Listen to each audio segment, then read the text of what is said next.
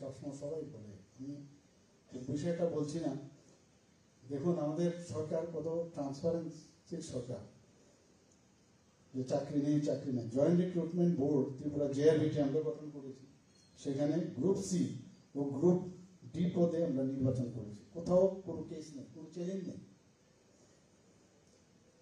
Group C জেআরবিটিতে 1980 আমরা তাদেরকে নির্বাচিত করেছি এবং তারা যারা যুবক যুবতীরা আছে সরকারের প্রায় 35টি কাজে অলরেডি যোগদান করেছে, কাউকে ধরতে হয়নি। আমি আবার বলছি, নট ফর ইউ অনলি।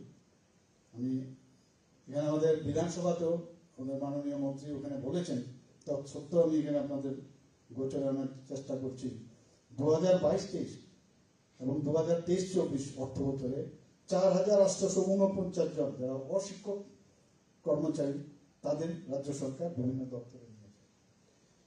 এখানে তাছাড়া 2018-19 থেকে 2023-24 পর্যন্ত বিভিন্ন দপ্তরে আউটসোর্সিং ও চুক্তি ভিত্তিক এখন পর্যন্ত 8024 জনকে নেওয়া হয়েছে।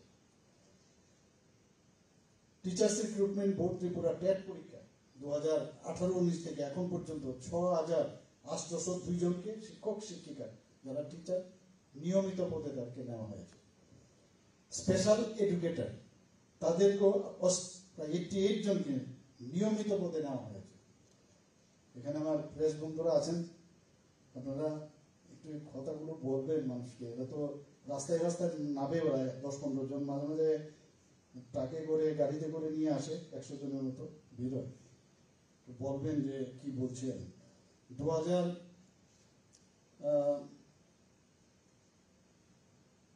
এখন পর্যন্ত এর মাধ্যমে বিভিন্ন দপ্তরে 1724 জন ত্রিপুরা পাবলিক সার্ভিস কমিশনের মাধ্যমে নেওয়া হয়েছে।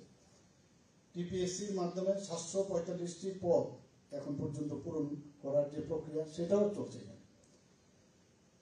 2018-19 থেকে এখন পর্যন্ত রাজ্য পুলিশ 119 জন এসআই ও কনস্টেবল নিয়মিত পদে নিয়োগ করা হয়েছে।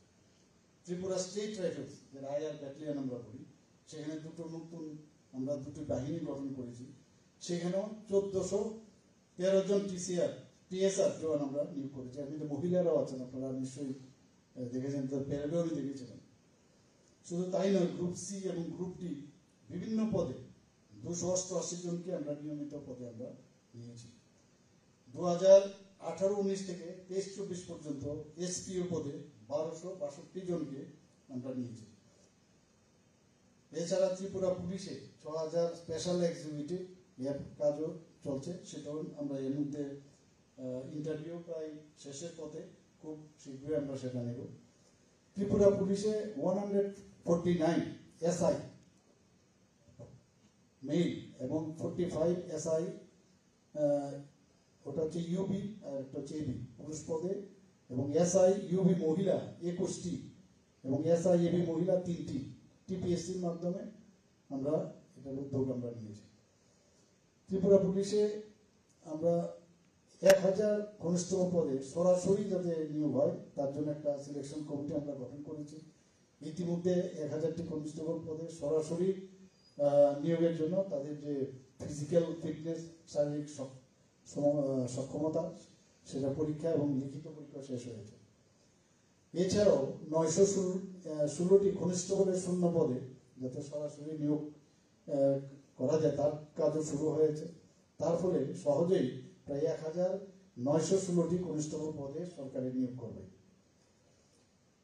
বেকারদের কর্মসংস্থানের যে শূন্য পদ, তার জন্য পঞ্চায়েত দপ্তরে 2024-25 অর্থ বছরে টিপিএসসির মাধ্যমে 395 জনকে পঞ্চায়েত এক্সিকিউটিভ অফিসার পদে নিয়োগ করা হয়েছে। খালি প্লাস করবেন কতগুলো হয়েছে করে বলবেন আর কি, আপনাদের পত্রিকায় বা যাই থাকুক সেখানে বলবেন। সমাজ কল্যাণ দপ্তরে আমরা এখন পর্যন্ত 1039 জন অঙ্গনওয়াড়ি ওয়ার্কার এবং 1160 জন অঙ্গনওয়াড়ি হেল্পার সামাজিক ভাতার ভিত্তিতে তাদেরকে আমরা বলছি কর্মসংস্থান আমরা দেব, এবং সবকটা আমরা অত্যন্ত স্বচ্ছতার সাথে আমরা সেই নিয়োগটা করেছি।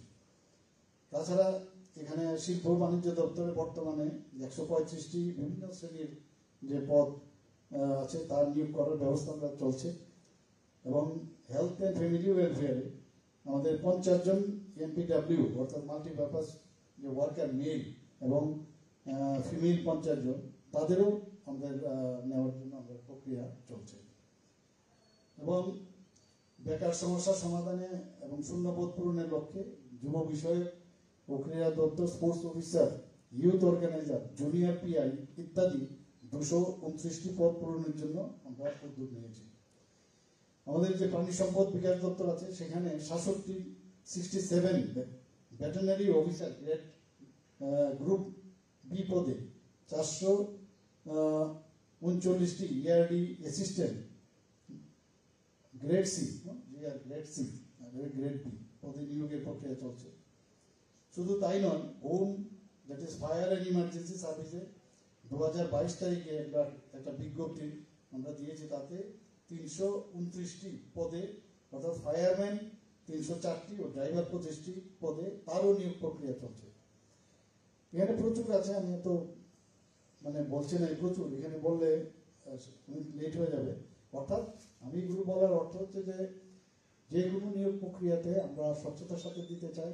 এই গভর্নমেন্ট চাইছে যে যারা বেকার কোনো অবস্থায়, সবাইকে চাকরি দেওয়া সম্ভব নয়, কর্মসংস্থানের সুযোগ হচ্ছে আসো এবং সেটা আমরা করব। কিন্তু আজকের যে কারণে এখানের অনুষ্ঠান, যারা